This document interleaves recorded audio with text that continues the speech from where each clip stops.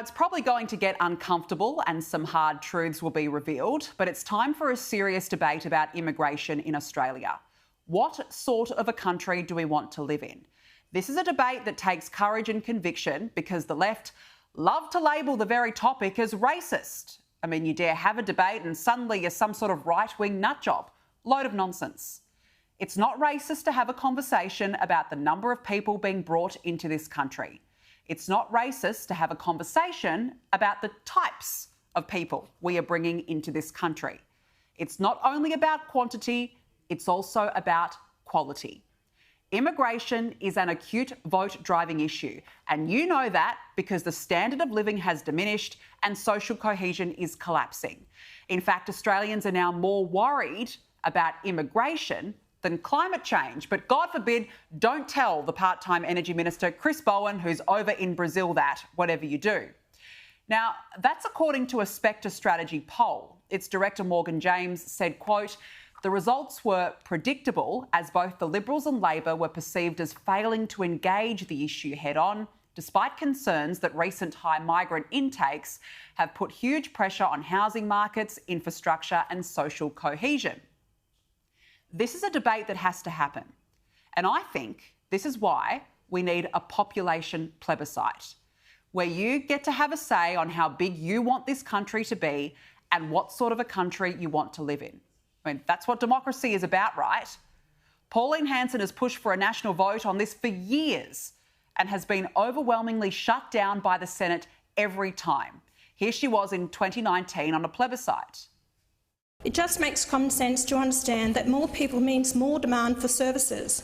If those services are not established at a pace that keeps up with the growth, then lifestyles will go backwards. And with the stagnant lifestyles ordinary Australians have been experiencing in the past decade, we certainly don't want things to get any worse. And the reality is it has got worse since then. Population growth is outpacing infrastructure. There's less housing. It's more expensive. Labor has presided over a migration disaster. 1.2 million migrants have come into this country since Labor was elected. Australia's population will likely reach 28 million by 2027 alone. And at the same time, Labor has failed to deliver on any of its housing targets. The supply of new homes is likely to fall 20% short of Labor's 1.2 million target by 2029. Only 180,000 homes were built this financial year. That's well short of the 240,000. So where are we going to put all these people? We can't even get everyday Aussies into houses. Now, look, if the Liberals are serious, they would come up with a policy that puts a figure on the number of people coming in, and that's a hard figure. According to The Australian this week, Susan Lee will release immigration policy principles and directions rather than a fixed net migration number before Christmas. Now, I fear the Liberal Party seems destined to do the migration hokey pokey, half in, half out. How can you have an immigration policy without a serious fixed target? How can you sell it between now and an election? It needs a figure. Put a number on it. Have the courage to do so. Otherwise, why have a policy at all? And it's not just a targeted migration program. We deserve to protect our values. And that means we must look at the types of people we're bringing in. Now, we've already seen our social cohesion break, especially after October 7, 2023. And that's not being racist. I mean, we need to do everything we can to protect this country. Or do we risk falling the way of the United Kingdom, a country that does not know itself anymore and has been completely overrun by foreigners and not necessarily ones who share British values at heart? Now, the Liberals in the short term are saying that they won't put a number on the table, but we've seen this play out before. In the weeks leading up to this year's election, Peter Dutton did put out a migration plan, pledging to cut the annual net migrant intake by at least 100,000. But it seemed to disappear into the never-never, just like the Coalition's nuclear policy, where it was barely mentioned and barely prosecuted.